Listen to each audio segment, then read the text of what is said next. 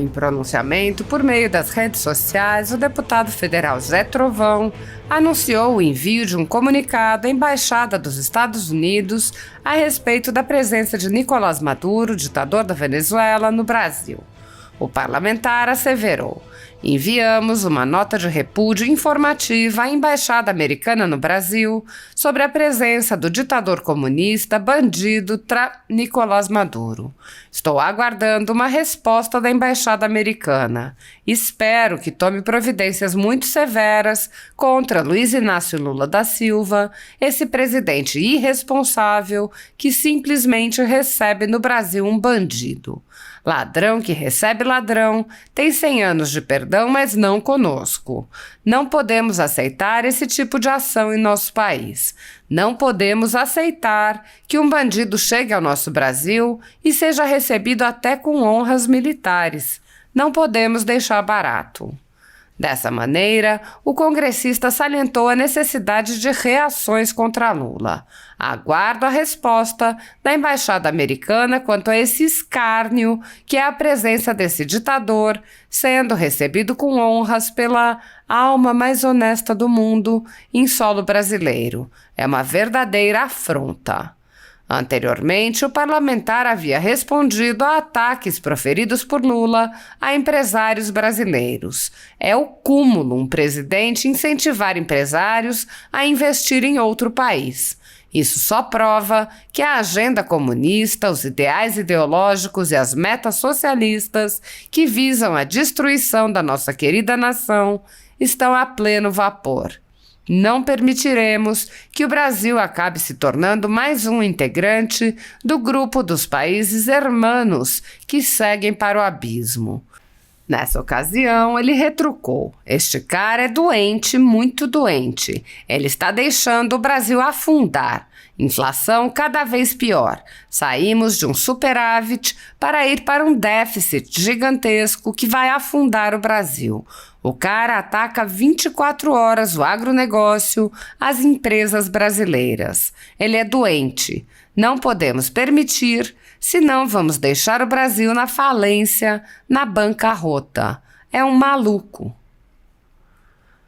Apoiadores do ex-presidente Jair Bolsonaro e pessoas que apenas têm um discurso diferente do imposto pelo cartel midiático vêm sendo perseguidos, em especial pelo judiciário.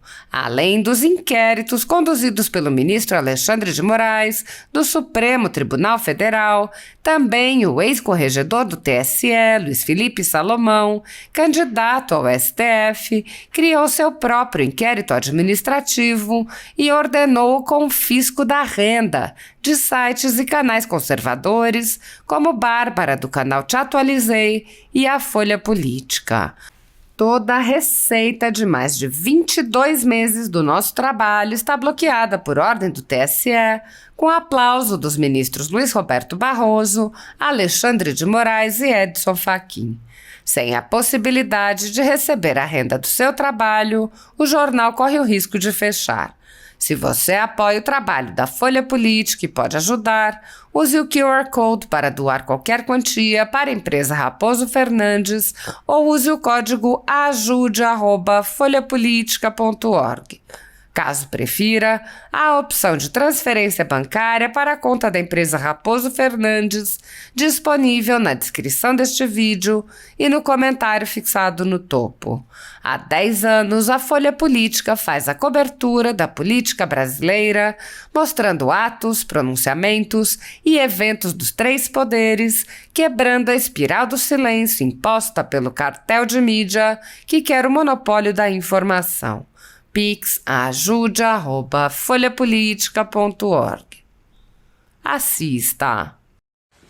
Só para informação de todos, pessoal, nós enviamos uma nota de repúdio informativa à Embaixada Americana no Brasil sobre a presença do ditador comunista, bandido, traficante Nicolás Maduro. Estou aguardando uma resposta da Embaixada Americana que eu espero que tome providências muito severas contra o Luiz Inácio Lula da Silva, esse presidente irresponsável que simplesmente recebe no Brasil um bandido Como eu disse no vídeo anterior, ladrão que recebe ladrão tem 100 anos de perdão, mas não conosco. Nós não podemos aceitar esse tipo de ação no nosso país. Nós não podemos aceitar, de maneira nenhuma, que um bandido chegue ao nosso país e seja recebido até com honras militares. Isso não ficará barato. Muito obrigado a todos.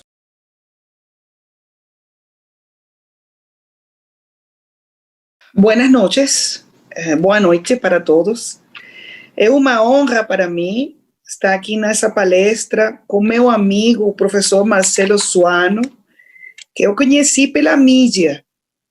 Quando ele escreveu esse livro inacreditável que conta a história da Venezuela, como destruir um país, ele me contactou pela mídia. Embaixadora, eu quero conhecer a você. E aconteceu. Então, eu escrevi a contraportada de seu livro. Isso foi maravilhoso, porque foi uma reunião muito boa. Eu lembro sempre que foi uma reunião de uma pessoa que eu não conhecia e que conhece muito bem o que está acontecendo no meu país. Também é uma honra para mim falar com o Lucas. Lucas escreve muito de Venezuela e conhece muito bem a situação. Então, eles conhecem tanto bem Venezuela que eu só aqui vou fazer uns comentários, porque eles conhecem muito bem a situação. E, por supuesto, eu quero cumprimentar ao ministro Roberto, porque a FUNAG abriu as portas para mim, não como a embaixadora, sino como a professora Maria Teresa Velanda, que eu sou. E eu agradeço muito, porque quando você é professor toda a sua vida, isso não muda. Então, para mim é uma honra que a FUNAG hoje haya feito este convite para falar sobre como destruir um país. Então, eu quero começar dizendo que como você pode destruir um país?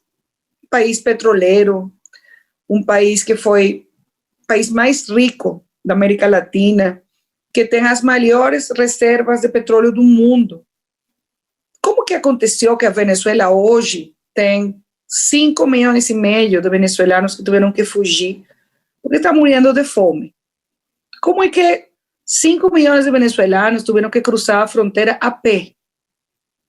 Só para colocar uma dimensão, a migração nossa nesse momento tem a mesma população que muitos países.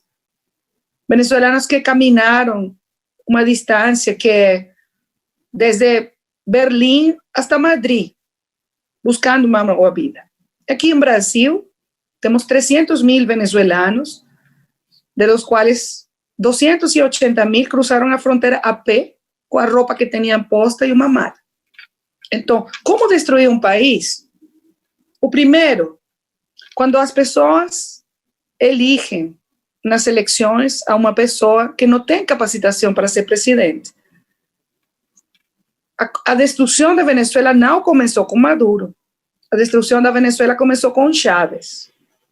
Quando ele foi elegido, no ano 1998, a Venezuela produzia 3.200.000 barriles de petróleo por dia. 3.200.000 barriles de petróleo por dia. Então, chega à presidência um homem que não tem educação, um homem que tem ressentimento social, um homem com desejos de vingança, que fez um golpe de Estado no ano 1992, que foi à prisão, e quando ele saiu de prisão, eu me vou a vingar. Isso foi o fato, eu me vou a vingar. E como aconteceu? Ele destruiu nosso país. Então, a primeira coisa é, se você quer destruir seu país, tem que eleger uma pessoa com as características que tive Chávez. E depois, votar por um sucessor que é pior que Chávez. A segunda coisa que aconteceu foi que nessa quantidade de dinheiro, só pode imaginar, saca uma conta. 2013, o barril de petróleo, $110, $120 por barril. Se você tem 3.200.000 barriles, é uma conta fácil. Imagina quanto dinheiro entrou nas contas da Venezuela Você pode acreditar que hoje Venezuela não tem energia elétrica, não tem água, não tem comida. A gente está morrendo de fome. Com essa quantidade de dinheiro que ingressou às contas do governo venezuelano, o que fez o Chávez? A primeira coisa que fez foi expropriar as terras produtivas. O primeiro que aconteceu, as melhores fazendas, as melhores, as mais produtivas, não, agora não são de seus donos, são de nosso governo. Vamos expropriar. Nessas terras que os produtores eram produtores de bem, produziam milho, farinha, arroz, feijão, bananas, frutas, tudo isso acabou. Porque eles expropriaram as terras para dividir as terras entre as pessoas e ninguém fez um investimento, ninguém fez um mantenimento, ninguém fez uma capacitação para as novas pessoas. Então, essas terras foram arrasadas. A segunda coisa que ele fez foi despedir, votar, sair de 20 mil empregados da indústria petroleira. Isso aconteceu no ano 2002.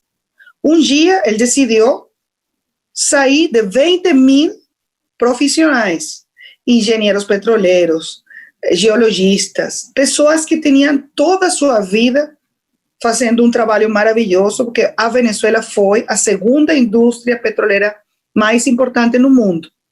Então, se você quer destruir uma indústria petroleira, o primeiro que tem que fazer é sair das pessoas profissionais e colocar nesses postos amigos ideológicos, pessoas do partido político do presidente que não têm capacitação para fazer o que a indústria petroleira faz, que é produzir petróleo. Essa foi a segunda coisa que ele fez, expropriar as terras produtivas, colocar pessoas sem capacitação na indústria petroleira e começar a fazer convênios com governos não democráticos. O primeiro que tem que chamar a atenção de vocês é que no ano 2001, Chávez visitou Saddam Hussein no meio das sanções contra Saddam Hussein pela guerra de Iraque. E ele foi a fazer acordos com ele, com o governo iraniano, com o governo de Coreia do Norte, com Cuba, com governos não democráticos. Então, tem uma terceira opção, como destruir um país, fazer convênio com governos não democráticos. A quarta coisa que ele fez foi entregar nossa soberania, nossas forças armadas, nossa inteligência e nossa companhia para fazer documentos, identificação, aos cubanos. Chávez fez um convênio com Cuba e ele entregou tudo o que é nossa identificação, registros, cartórios. Hoje, a Venezuela, se você vai vender um apartamento, ou se você vai vender um carro, os cubanos têm controle desses documentos. Aí tem uma quarta coisa, entregar a soberania a um governo estrangeiro. E Chávez abriu as portas para os cubanos, primeiro, e depois para outros, russos, chinos, iranianos.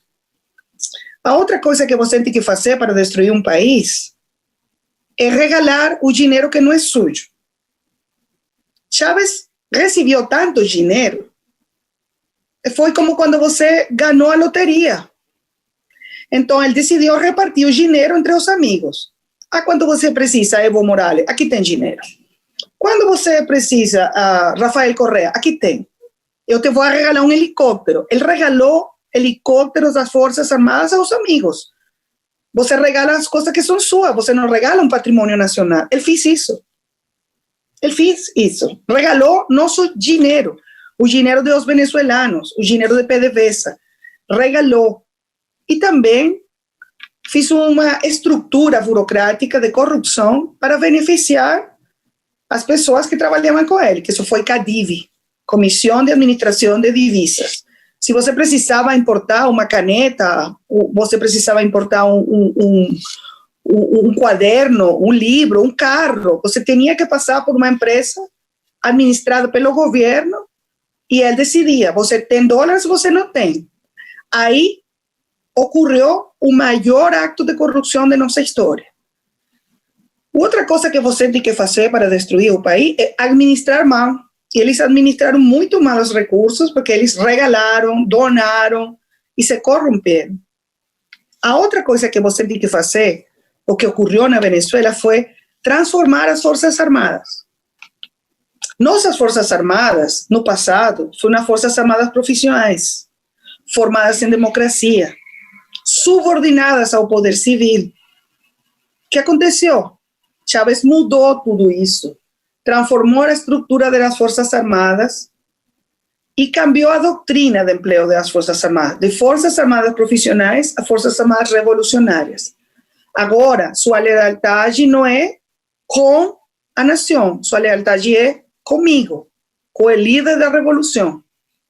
Quando você tem todos esses elementos e também tem um controle total das instituições, Chávez tive controle do Tribunal Supremo de Justiça, da Assembleia Nacional, da Contraloria, Procuradoria, Direitos Humanos. Todos os poderes estavam em controle de Chávez. Então, você tem aí todos esses elementos que hoje configuram a crise humanitária complexa mais grande do mundo depois de Síria. Com uma diferença: Síria tem 10 anos de guerra civil. A Venezuela está destruída sem guerra civil. Tem 5,5 milhões de venezuelanos que tiveram que fugir. Então, essa outra coisa. Você quer arruinar um país, tem que expulsar seus melhores cidadãos. E eles expulsaram médicos, professores, engenheiros, enfermeiros, maestros. Essa foi a primeira migração. Os empresários, a segunda os profissionais e agora as pessoas que vêm para o Brasil, que são pessoas que não têm trabalho, que não têm medicinas, que não têm comida, que não têm nada, que têm que cozinhar agora com lenha, como se você vivesse no século XIX, que fugiram para dar comida a seus filhos. E, finalmente, como você pode destruir um país? Dando exemplos de repressão. Os venezuelanos nos levantamos nas ruas uma e outra vez. 2002, 2004, 2010, 2014, 2017. Temos mais de 400 mortos nas protestas. Mortos. Temos 344 presos políticos. Temos diputados que estão na prisão. Temos diputados, temos dirigentes políticos que eles sofrem torturas. Sofrem torturas. No ano passado, eles mataram um capitão da Marinha torturado. Ele morreu depois de ser torturado. Então, assim você destrui um país. Quando você não tem respeito por as instituições, quando você não respeita a democracia, quando você não respeita a opinião dissidente, quando você coloca as pessoas na cárcel, na prisão, tortura, censura, reprime, acaba com a prensa livre, acaba com a propriedade privada, acaba com o investimento e expulsa os melhores cidadãos do seu país, você tem um país que está destruído, como está meu país agora. Então, o que eu posso falar é um chamado de alarma pela região. Tem que cuidar sua democracia. Quando os cidadãos não cuidam a democracia, acontece o que aconteceu na Venezuela. Isso que eu posso falar com vocês. Eu vou deixar hasta aqui para escutar suas perguntas. Obrigada.